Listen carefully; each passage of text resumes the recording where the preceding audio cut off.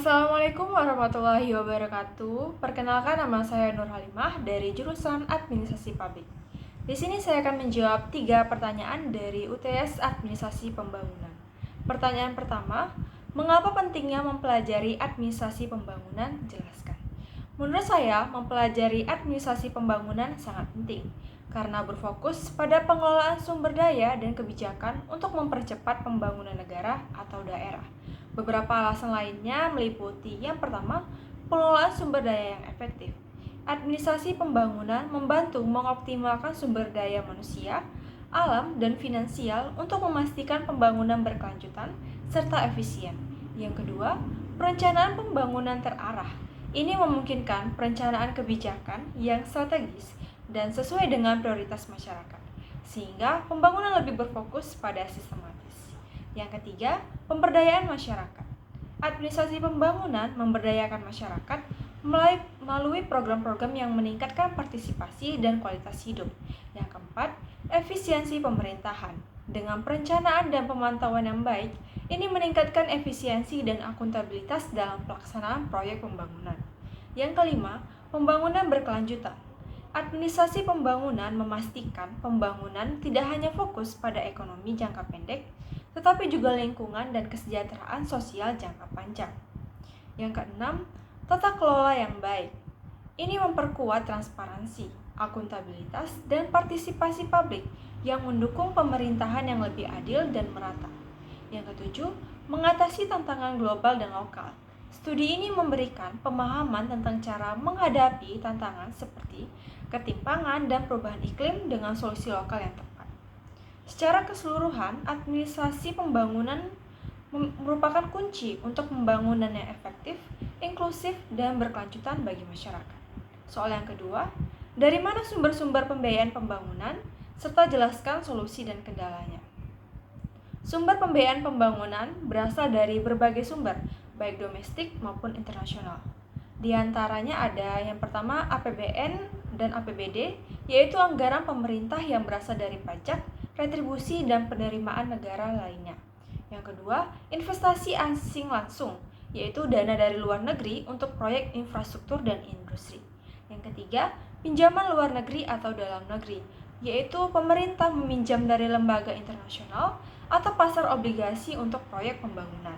Yang keempat, bantuan pembangunan, bantuan dari negara atau lembaga multilateral untuk program sosial dan lingkungan. Yang keempat, public-private partnership, yaitu kerjasama pemerintah dan swasta dalam proyek pembangunan, terutama infrastruktur. Yang keenam, pendapatan dari BUMN dan BUMD. Keuntungan dari badan usaha negara atau daerah digunakan untuk mendanai pembangunan. Yang ketujuh, dana desa, dana yang dari pemerintah untuk pembangunan di tingkat lokal. Adapun kendala dalam pembiayaan pembangunan yaitu yang pertama, terbatasnya pendapatan domestik. Yang kedua, ketergantungan pada utang luar negeri sehingga meningkatkan beban utang. Yang ketiga, korupsi dan pengelolaan yang buruk sehingga menghambat penggunaan anggaran secara efisien. Yang keempat, risiko politik dan birokrasi yang dapat mengurangi minat investasi asing. Yang kelima, kesulitan dalam mengelola proyek public-private partnership, seperti pembagian risiko dan keterlambatan. Solusi yang dapat dilakukan yaitu yang pertama, reformasi pajak untuk meningkatkan penerimaan negara. Yang kedua, diversifikasi sumber pendapatan seperti pariwisata dan industri kreatif. Yang ketiga, meningkatkan transparansi dan akuntabilitas untuk mengurangi korupsi. Yang keempat, memperbaiki iklim investasi dengan deregulasi dan kepastian hukum. Yang kelima, memperkuat manajemen public-private partnership. Solusi ini dapat memaksimalkan sumber pembiayaan dan mengatasi kendala dalam pembangunan. Soal yang ketiga yaitu, jelaskan poin-poin penting dari makalah kelompok Anda. Kelompok saya membahas mengenai pengelolaan sumber daya pembangunan. Pengelolaan sumber daya dalam pembangunan ini adalah proses perencanaan, pengorganisasian, pelaksanaan, dan pengendalian sumber daya alam, manusia, serta material secara efektif dan efisien untuk mencapai tujuan pembangunan yang berkelanjutan. Poin-poin penting yang dibahas yaitu ada jenis-jenis sumber daya pembangunan yang terdapat 4 jenis, yaitu sumber daya alam, sumber daya finansial, sumber daya manusia, dan sumber daya teknologi. Selanjutnya, prinsip-prinsip pengelolaan sumber daya pembangunan. pembangunan, yaitu ada prinsip pembangunan berkelanjutan, prinsip transparansi, prinsip ekoefisiensi, dan prinsip berwawasan lingkungan. Kemudian ada tantangan dalam pengelolaan sumber daya pembangunan, yaitu ada beberapa tantangannya. Yang pertama, keterbatasan sumber daya. Yang kedua, perencanaan yang tidak memadai. Yang ketiga, pelaksanaan yang tidak efektif.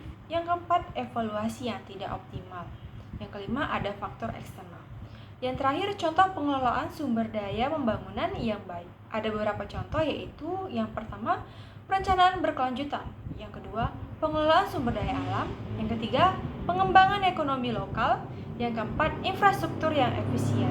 Yang kelima, monitoring dan evaluasi. Dan yang terakhir yaitu kolaborasi multisektor.